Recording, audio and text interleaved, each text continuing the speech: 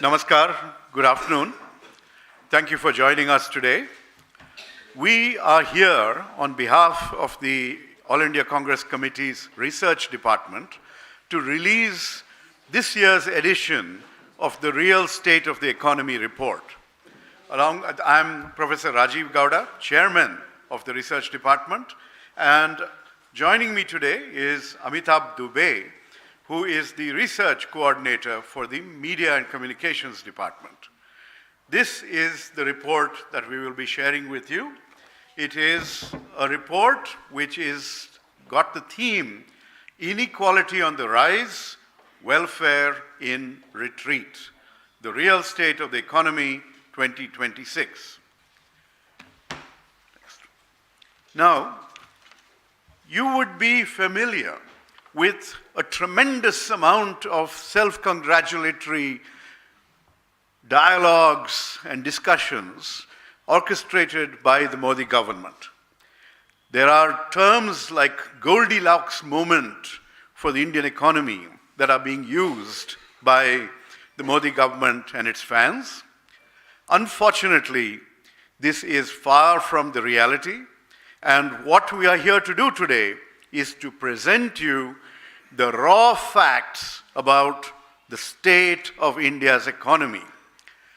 This triumphalist propaganda that is going to be unleashed on you in the next few days, starting with the economic survey, the president's address, and then, of course, the budget itself, is going to be a deluge that you need to be able to have the facts and figures to confront. And those facts and figures are shared in this document that we are presenting to you. First of all, let me point out that, next, the question that you must ask is, can you believe the Modi government's numbers? The International Monetary Fund recently gave the Modi government's numbers a C grade, saying that they're unreliable. The numbers show 0.5% inflation. Is that the reality that you are experiencing? Is that the experience, the lived reality of the vast masses of India, the majority of the people? If you look at this government's own former chief economic advisor, Arvind Subramanian, he also has calculated, based on various underlying facts and figures, that GDP figures offered by this government are at least 2.5% higher than the actual reality. In fact, if you look at the 2024 numbers, the government calculates GDP using something called the production approach, and that is 9.2% GDP growth, but that's 47% higher than GDP calculated by another method called the expenditure method, which is 4.9%. Normally, both these numbers should match. When there is such a severe mismatch, clearly something is wrong. And then, in the first half, you had some record-breaking numbers saying that manufacturing grew at 8.4%. But if you look at the biggest component of manufacturing, the index of 8 core industries, that grew only by 2.9%. So where are these numbers coming from? Please ask these questions in the next few days when you're confronted with the government's data. Of course, you may all be asking this question as well. If the economy is doing so well, why is the rupee collapsing? We have seen the rupee being the worst performing currency in Asia against the dollar in the last 1 year. And this month itself, you have seen that the rupee is sprinting. It has fallen to by the end of the year, it had fallen to 91. And now, before this month ends, it has sprinted to 92. Is this the sign of a strong economy if the currency is weakening every day? If the economy is growing at this pace, you should see a flood of investments coming into India. Instead, you see the reverse happening. Foreign direct investment, net investment is is the other way around, is negative. And even Indians are preferring to put their money overseas. Every year, under Modi Sarkar, 4,000 to 5,000 high net worth individuals, millionaires, are fleeing the country. What do they know that everyone else doesn't? Further, if the economy is doing so well, where are the jobs? If you look between 2017-18 and 2023-24, the share of workers in manufacturing fell from 12.1% to 11.4%. In services, came down from 31.1% to 29.7%. We will be giving you all these details and a copy of the report, so bear with me as I keep moving forward. The first question that should strike you is, what happened to Make in India? Why is manufacturing employment dropping if Make in India is any kind of a success? Where are the jobs being created? In agriculture. The share has gone up from 44.1% to 46.1%. As any economist will tell you, the standard trajectory of development is from farm to factory, from agriculture to manufacturing to services. In India, we are seeing the opposite. Agriculture, the growth rate is only about 16%, and more population is now living off agriculture. It is going to be less productive and underemployed, and this is hardly the direction we want India to move forward with. Whatever jobs are being created in the low-value, informal sectors, particularly in the gig economy, and we know from what happened around New Year's that there is tremendous precarity and insecurity in terms of gig jobs.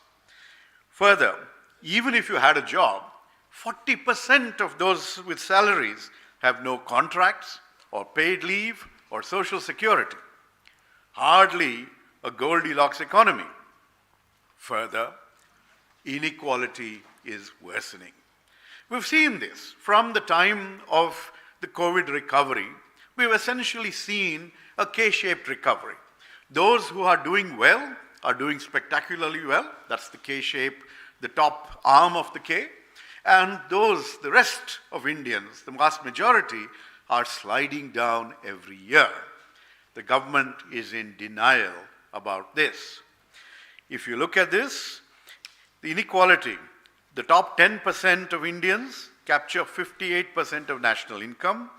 The bottom 50% get 15% of income. The top 10% own 65% of India's wealth. The bottom half own 6.4%. And our friends, the crony capitalists, the top 1% of India owns 40% of India's wealth. That is the level of inequality.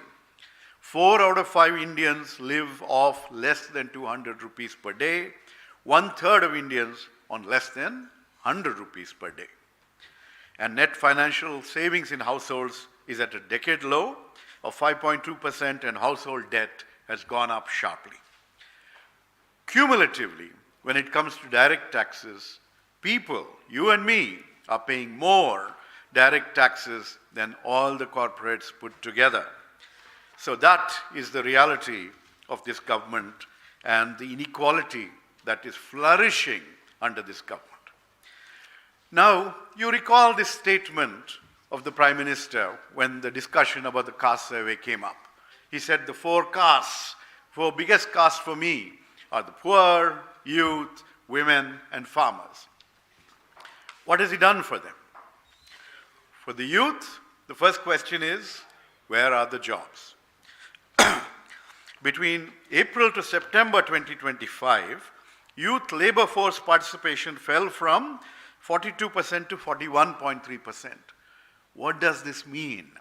If people are not in the labor force, it means that they are too discouraged. They've stopped even looking for work. That is the basic problem and plight of India's youth.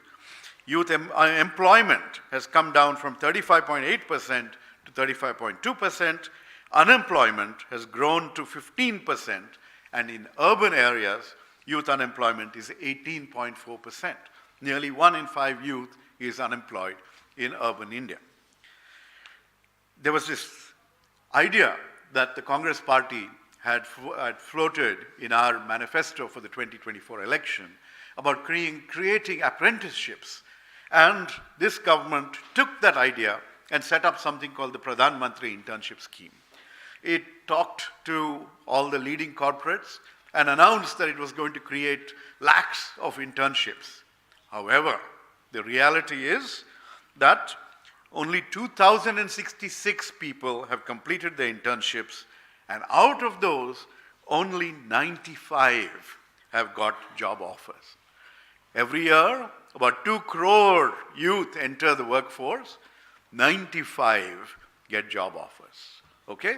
You know, the India Skills Report also continues to point out that only 1 in 2 graduates is actually employable, and there was supposed to be the Pradhan Mantri Kaushal Vikas Yojana, which is supposed to skill our youth and give them the capabilities to enter the workforce. Unfortunately, you should look at the CAG report on the functioning of the PMKVY, and it has turned out to be a spectacular failure. It's not as if corporate India hasn't been doing well and cannot create jobs. The 2025 economic survey showed that corporate profits grew 22.3% in the last couple of years, but jobs grew only 1.5%. In fact, if you had a salary, your real wages in June 2024 were 1.7% lower than 5 years earlier.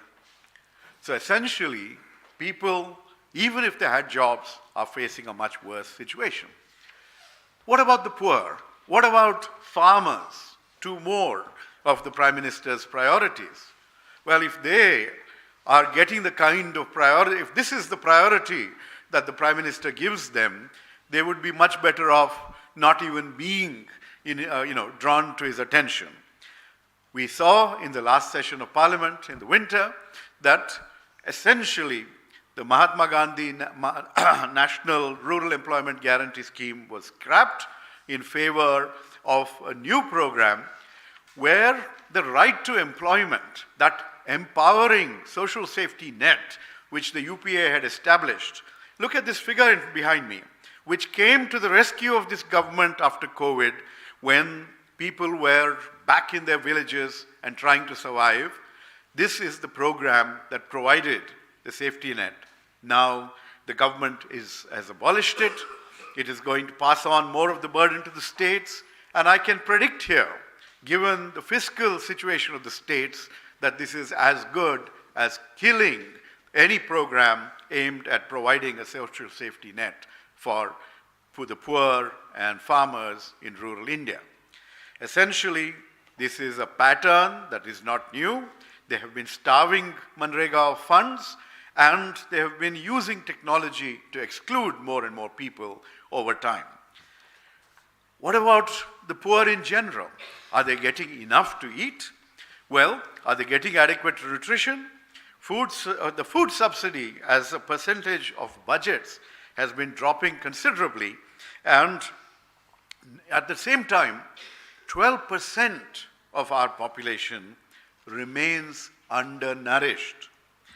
The Poshan Tracker, as of just 2 months ago, said that 31% of India's children below 5 years are stunted.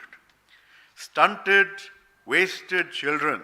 These are our children whose future development is being thwarted, is being crippled by the lack of attention that we need, from this government to their nutrition needs. Anemia in adolescent girls went up from 54% to 59% between the last 2 national family health surveys. We've just seen, and we are experiencing in this city of Delhi, the tremendous air pollution, air quality, which is so bad that the measurement is off the scale, that we're not able to even measure how bad the air quality is. And we just needed a reminder from the former IMF chief economist Harvard professor Geeta Gopinath, who pointed out that pollution poses a greater threat to India's economy than even tariffs. Well, the State of Global Air report says that 20 lakh Indians died prematurely because of polluted air in 2023 alone. This is a silent killer, and people are not agitated enough. Last session, we had asked for a debate in Parliament, but Parliament was adjourned before we could get to it. The Lancet, the leading medical journal, says that if you monetize the value of premature mortality in India, it is equivalent to 9.5% of India's GDP. Is the government paying attention to that? What did the minister say in Parliament? There is no direct connection between air pollution and health, okay, and lung disease. What else is going on? Are we investing in our children, in their education? Well, enrollment in government schools and aided schools has dropped tremendously. If 25 crore students enroll, only less than 7 crore actually make it to secondary school. So where is the workforce? What are we doing to our children and their future? And what happens? There are lots of positions, sanctioned posts in government schools, and they are lying empty. And this is not just the Modi government is an equal opportunity offender when it comes to education. It's not just government schools. They have slashed funding for higher education. They have not filled positions in central universities, in various All India Institutes of Medical Sciences, in IITs, IIMs. And the end result is the tragedy. Student suicides have surged by 65% in the last decade under Modi Sarkar. What about women? Another of the priority areas for Modi Sarkar. 1 in 4 urban young women who want to work cannot find a job. They will say women's labor force participation is increasing because they're asking the question and people are responding. But that is increasing because more are working in the farm, because men are moving to the cities, and more are working in unpaid household labor. That is not meaningful formal employment. 68 lakh students exited schools in 24-25, out of which 32 lakhs were girls. Okay. And more than half of pregnant women in India are anemic. That has all kinds of implications for them, for their childbirth, and for their children's health. And elderly women, of course, face disproportionate vulnerability and lack of financial security. And finally, when we think about our elderly, when we think about our most vulnerable, our disabled, what is the situation? The National Social Assistance Program, which provides non-contributory income security, has been slashed. The budget has gone down from 10,000 crores in 2014-15 to 9,650 crores in 25-26, from 0.6% to just 2% of the budget. So if this is how you take care of the elderly, remember, we keep talking about the demographic dividend and focus on our youth, but we are also a rapidly aging society, a silver society, and a lot of older people are there without any financial security. Greater than 40% of elderly are in the poorest 20% of the population quintile, and 18.7% have no source of income. What is the social security amount that the government has frozen? 200 rupees per month. 78% of the elderly population does not receive any form of pension support. So clearly, there is so much that we have to share with you about what the true state of India's economy is, how inequalities are worsening, how in spite of that, in spite of having the figures, being aware of what is going on, this government willfully chooses to cut corporate taxes, but not to pay attention to social safety nets.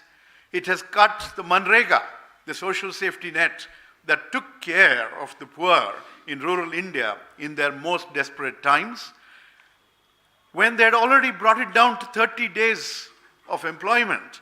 they proclaim that they're giving a guarantee of 125. I predict here that it will not come to even 10 days in the next year once the new VBG, Ramji program comes into operation. It is a tragedy for the people of India that this is the kind of mismanagement of the economy that they have to endure and suffer.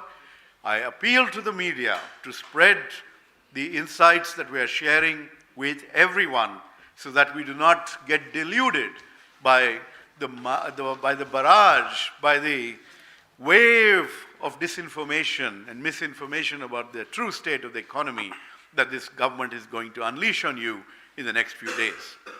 I request Amitabh Dubey to continue this press conference in Hindi, please. धन्यवाद राजीव जी। मैं इस जैसे कि professor Gowda ने कहा, ये एक बड़े विस्तार से सारे तथ्य और सारे फैक्ट्स आपके सामने इस रिपोर्ट में रखे गए हैं।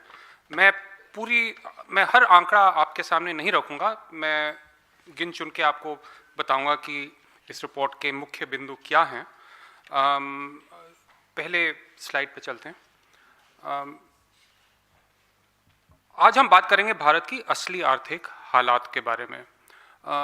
ये जो नंबर्स, जो आंकड़े सरकार आपके सामने रख रही है, खास करके जीडीपी के, ये लोगों की ज़िंदगी से अलग हैं, उनसे विपरीत हैं, उनके अनुभव के विपरीत हैं। जैसे कि सरकार कहती है कि जुलाई सितंबर 2025 में जीडीपी का ग्रोथ रेट था 8.2%, और इसमें जो डिफ्लेटर है, जो एक इन्फ्लेशन बताता है, इन्फ्लेशन रेट क्या है, वो 0.5% बताए। इसीलिए हम कह सकते हैं कि रियल जीडीपी ग्रोथ रेट 8.2% है। अब मुझे बताइए, ऐसा कौन सा परिवार है इस देश में जिसका अनुभव है कि महंगाई या उसका बजट में जो बढ़ रहा है वो 0.5% सालाना बढ़ रहा है? ये तो नामुमकिन है, ये किसी का अनुभव नहीं है। तो जो इन आंकड़ों में जो गड़बड़ी है, ये सीधा साबित करती है कि जो लोगों की ज़िंदगी का अनुभव है वो इन आंकड़ों में ये आंकड़े दर्शाता नहीं है। क्या अगर ये आंकड़े सही हैं, इसका ये मतलब है कि सरकार ने महंगाई का मुद्दा, जो महंगाई का संकट है, उसे निपटा लिया है पूरी तरह, और ये तो बिल्कुल गलत है, ये किसी का ऐसा अनुभव नहीं है।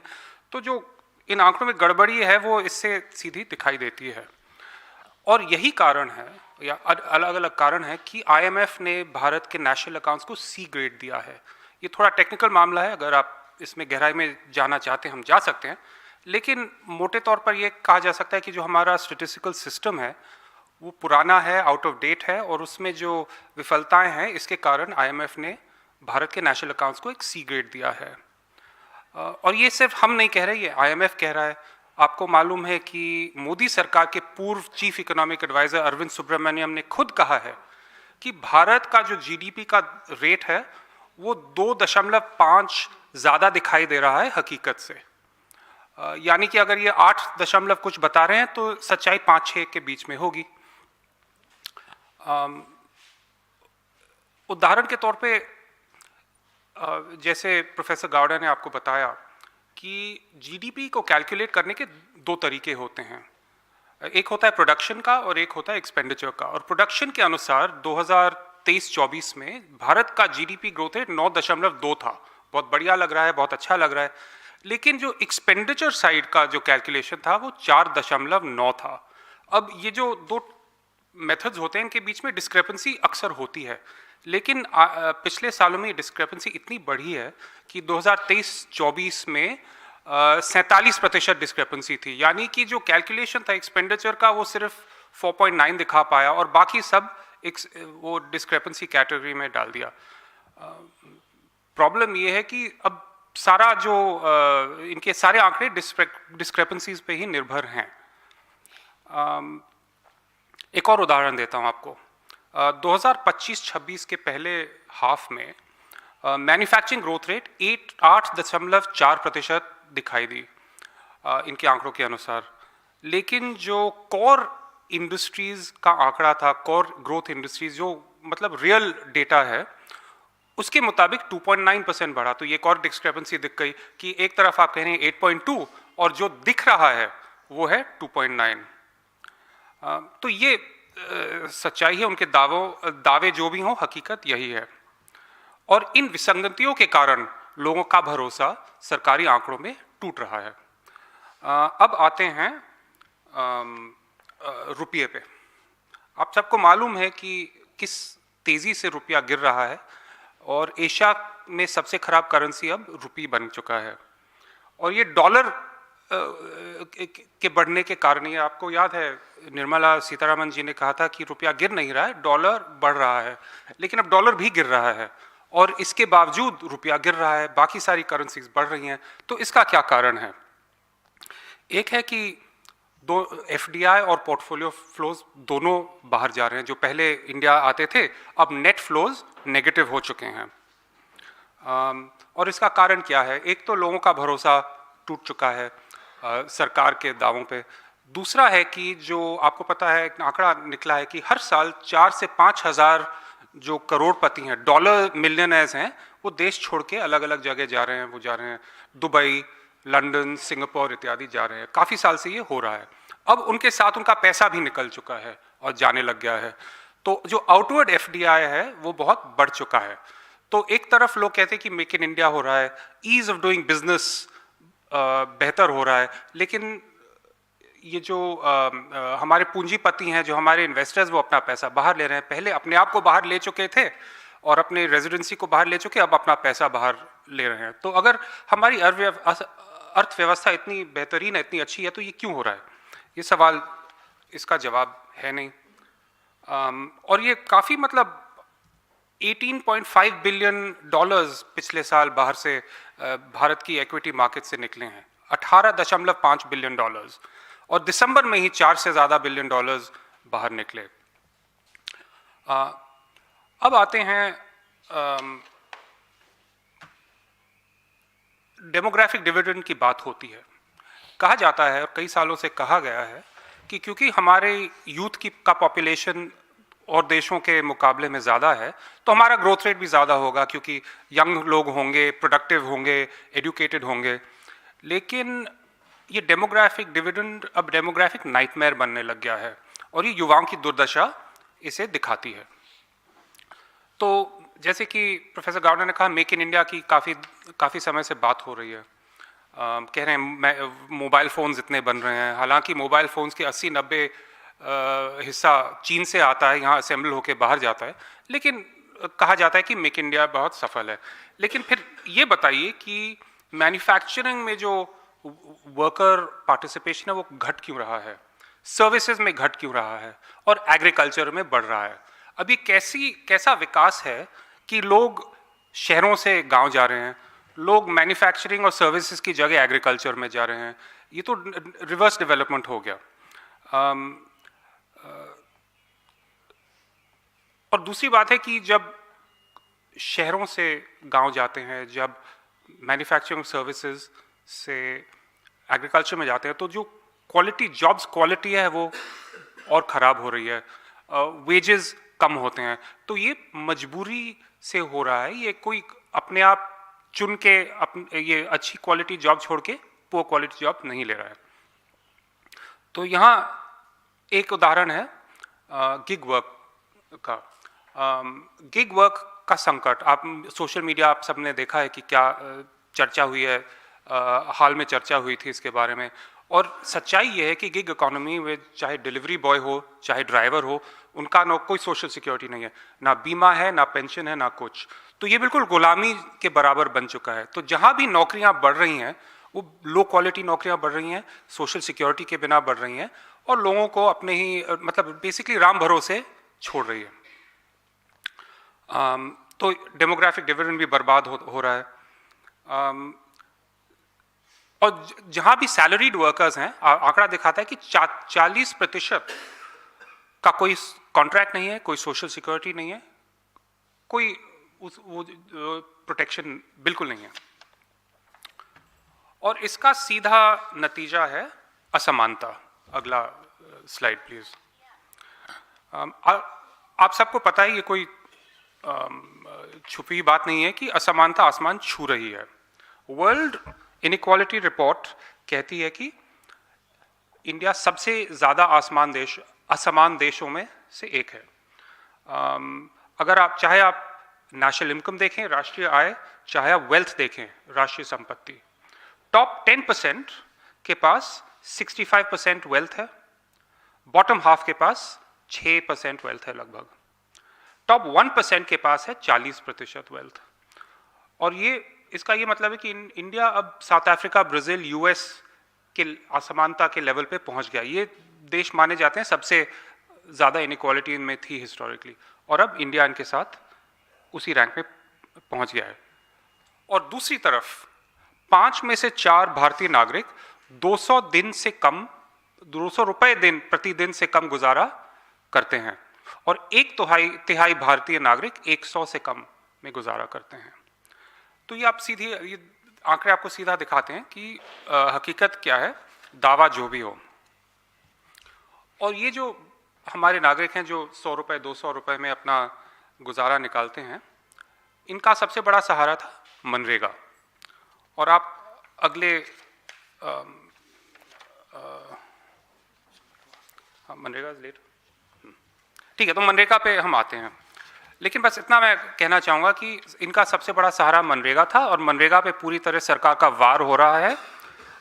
पूरी तरह मनरेगा को जो जिस तरह बदला गया है, उसका लाभ लोगों को अब नहीं मिलेगा जैसे पहले मिल रहा था। जैसे कि पहली बात है, मनरेगा में अब पहले केंद्र 90% पैसे देता था, अब 60% देगा।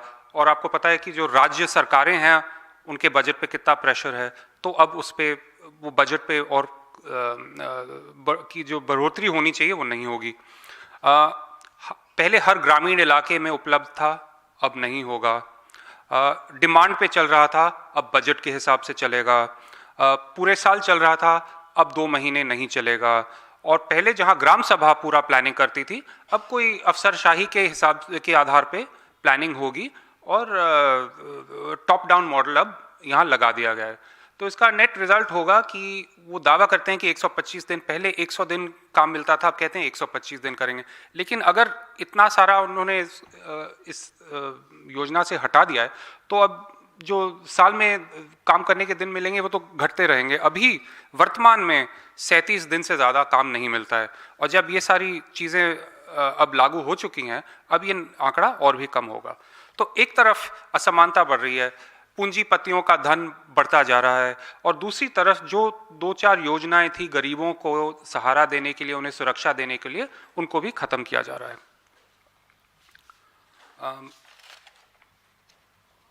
फिर आते हैं, जैसे कि मैंने कहा, रोजगार, youth, where are the jobs. इतने सारे आंकड़े हैं, सब दिखा रहे हैं कि यूथ एम्प्लॉयमेंट कम हो रहा है, यूथ लेबर फोर्स पार्टिसिपेशन कम हो रहा है, यूथ अनएम्प्लॉयमेंट बढ़ रहा है। एक जो इंटर्नशिप प्रोग्राम है, कुल 95 लोगों को नौकरियां मिली, और वो भी इंटर्नशिप की 1 साल की। 55% जो हमारे ग्रेजुएट्स हैं वो नौकरी लेने के करने के काबिल हैं। तो यानी कि ट्रेनिंग के बारे में बड़े सवाल उठाए जा सकते हैं। तो ये बहुत सारे आंकड़े हैं। मैं बस इतना कहूँगा कि अगर हमारी अर्थव्यवस्था इतनी अच्छी है, अगर हमारी ग्रोथ रेट इतनी तेज़ी से बढ़ रहा है, तो ऐसी स्थिति क्यों पैदा हुई है। मनरेगा का तो हमने कवर कर लिया है। कुपोषण, ये एक और सवाल, ये बहुत सारे आंकड़े हैं न्यूट्रिशन के बारे में, कुपोषण के बारे में, कि स्टंटिंग यानी कि पूरा डेवलपमेंट बच्चों का नहीं हो रहा है क्योंकि उनका पोषण नहीं मिल रहा। 12% हमारी आबादी कुपोषित है। तो ये कैसे अच्छे दिन हैं कि हमारी 12% आबादी भी अभी कुपोषण नहीं मिल रहा है, अनीमिया बढ़ रहा है ऐसी।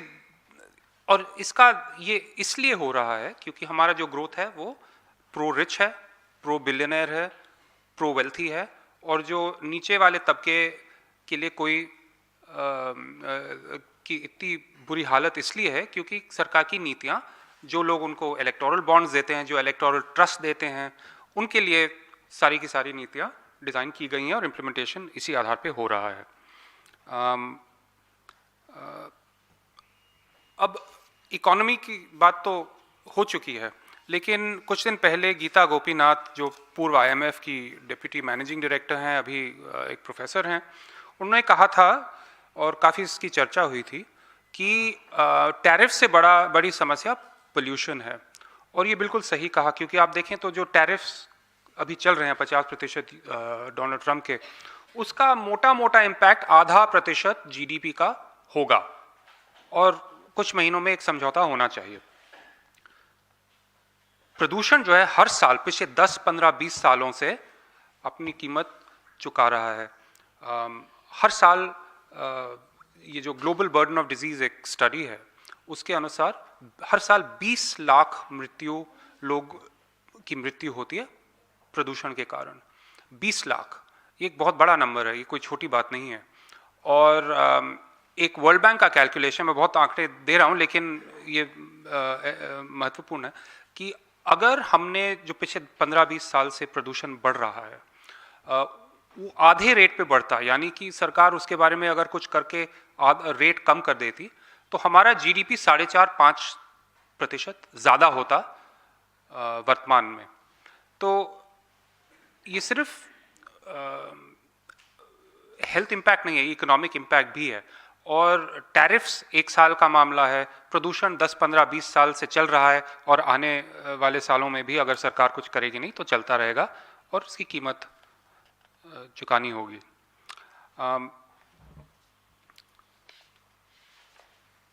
फिर आते हैं शिक्षा पे।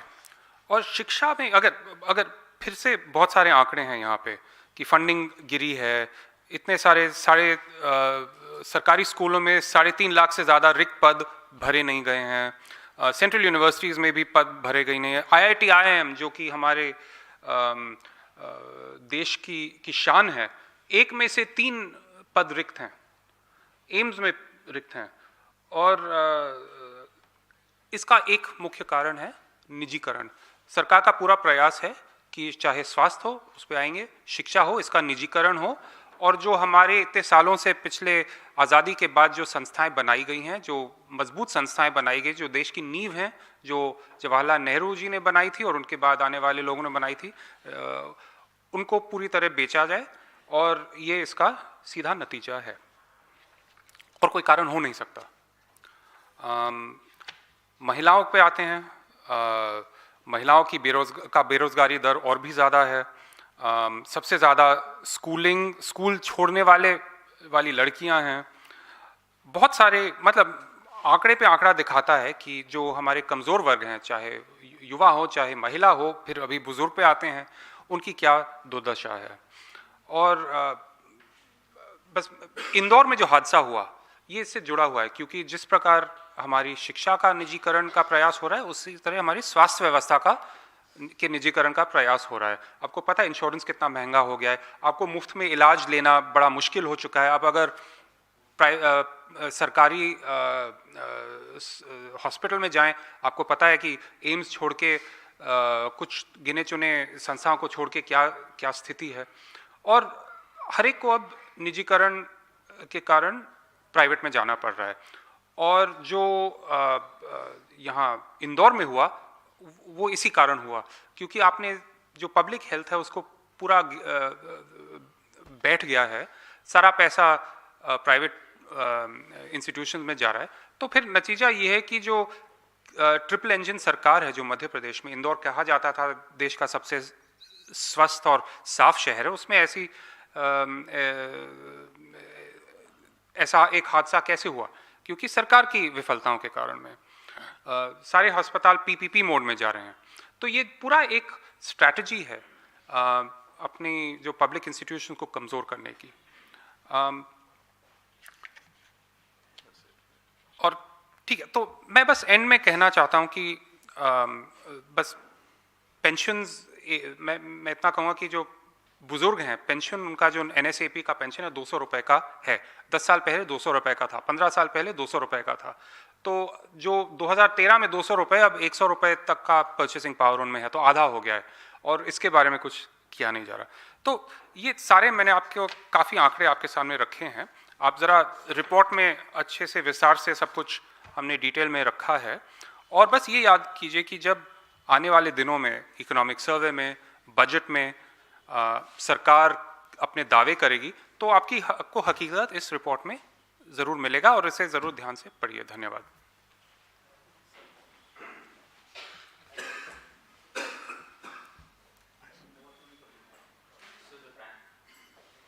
Yeah.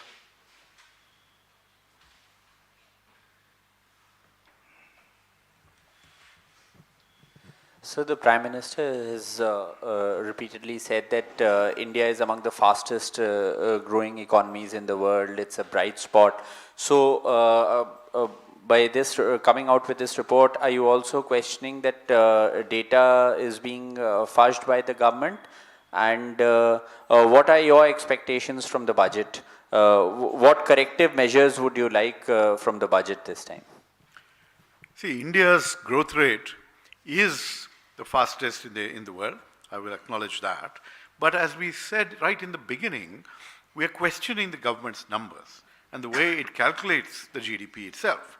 So, if the calculations are flawed, then those numbers are also flawed and should be corrected downwards.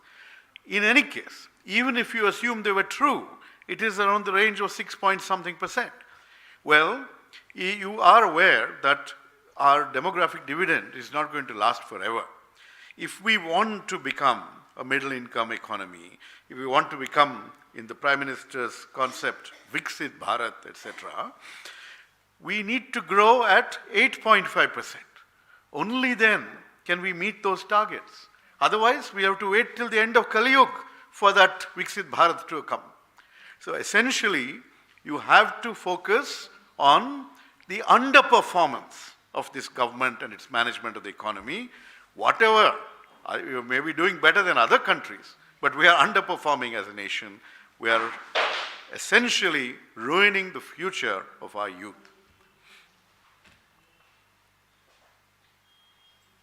Yes. Anything on the budget?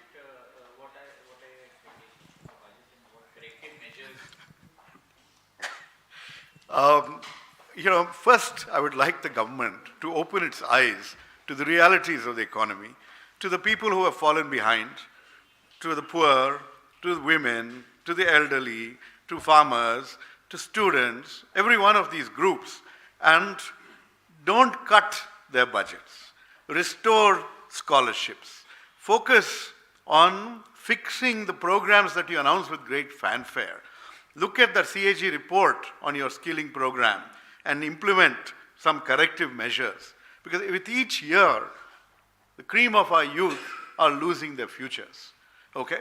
So stop being self-congratulatory. The problem with this government is that, you remember in, about 10, 11 years ago, we had something called the India Shining moment under Vajpayee, Advani, etc. Everyone was full of self-congratulations. India is shining. And the Congress party asked a simple question, "Theek hai, aam aadmi ko kya mila?" Right? And that is the question you need to ask. If you're saying we're moving forward, we're becoming the fastest growing, etc., who has fallen behind?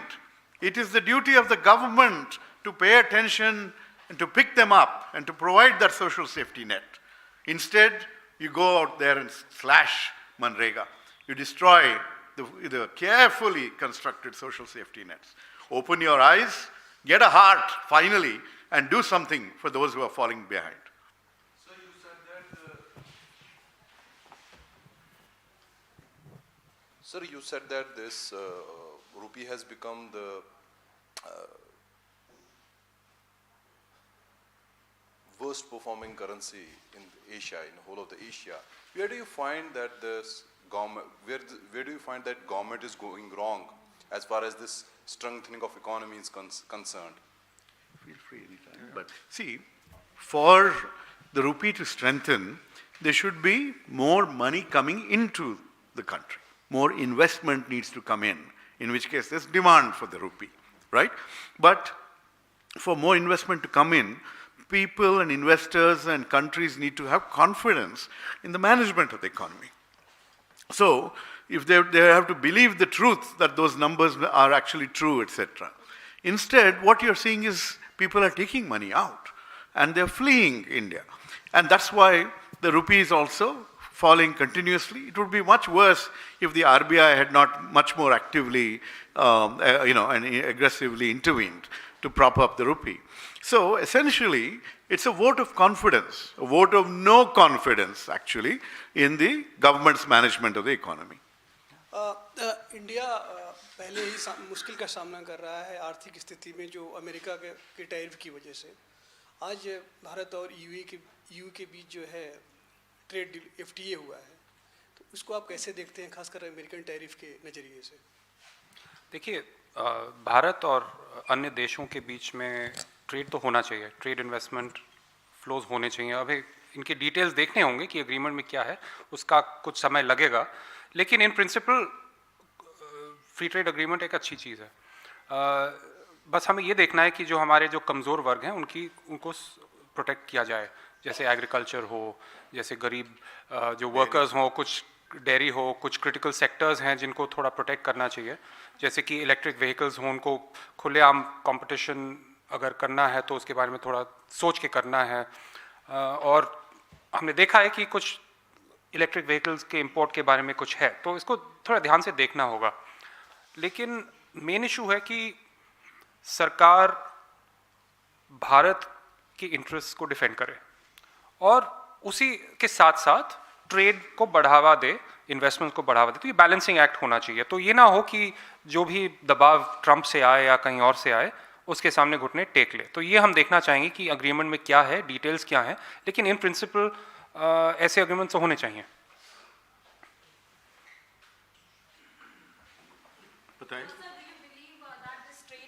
Is basically a reply on the part of government to the way in which there was continuous pressure on the side of the United States through tariffs or the way it has impacted on our exports. This trade deal which is being signed by India and EU, that is being a messaging which India has done to the United States. Do you believe so? Well, you've been following this trade deal. The India-EU trade deal has been in the works for many, many years, ahead of, much before President Trump announced a variety of tariffs on the country. So in some sense, this is a culmination of a much longer process. However, the timing as of now and possibly the speeding of the process is a way of countering the US tariffs, saying that we do have alternatives. Let us look and see whether in this, by picking up the pace, have they compromised India's interests. We need to look at those details.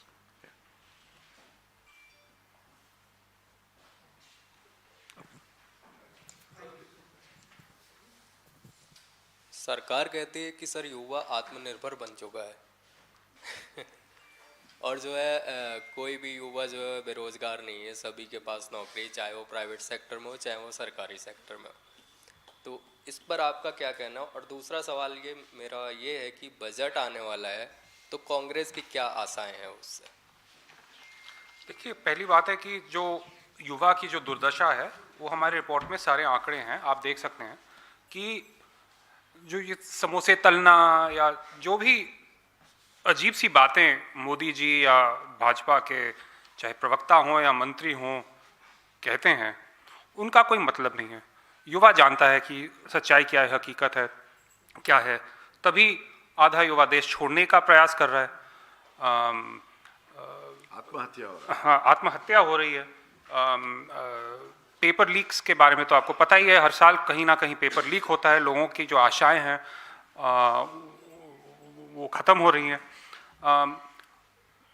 तो इससे मैं जुड़ा आपका जो दूसरा सवाल था budget का, बजट होता क्या है कि बजट में जो छोटी सी अहम बात हो सकती है लेकिन उसका उतना महत्व नहीं है, लेकिन उसको घुमा फिरा के बताया जाता है कि ये पूरा देश का परिवर्तन होने वाला है। एक छोटी बात को बहुत बड़ा दिखाते हैं, लेकिन जो मुख्य चीज़ें हैं जो सरकार का दायित्व है, नौकरी दिलाना, स्वास्थ्य दिलाना, शिक्षा दिलाना, इसमें पूरी तरह विफल हैं। एक तरफ निजीकरण हो रहा है, दूसरी तरफ जो निवेश होना चाहिए वो नहीं हो रहा है। आपको प्राइमरी हेल्थ केयर सेंटर्स बैठे हुए हैं, ठीक से काम नहीं कर रहे। आपको डॉक्टर के इलाज का इलाज चाहिए तो बहुत सारा पैसा देना पड़ता है, आपको शिक्षा लेनी पड़ती है, आपको डॉक्टर बनना है तो किसी प्राइवेट कॉलेज में जाके बहुत सारा लाखों रुपए देकर आपको डिग्री मिलती है। तो जो बेसिक मामला है वो गड़बड़ है। तो आप ऊपर बहुत सारे दावे कर सकते हैं, आप बहुत चमकती हुई चीज़ें दिखा सकते हैं, आपको योजना की घोषणा कर सकते हैं, आप एआई और इलेक्ट्रॉनिक्स जैसे शब्दों का इस्तेमाल कर सकते हैं और कहीं ना कहीं शायद कुछ कर रहे हैं, लेकिन जो बेसिक मामला है स्वास्थ्य, शिक्षा और नौकरी, इसमें पूरी तरह सरकार फेल है। तो हमारी आशा है और अपेक्षा है कि सरकार इस बजट में इसके बारे में कुछ करे।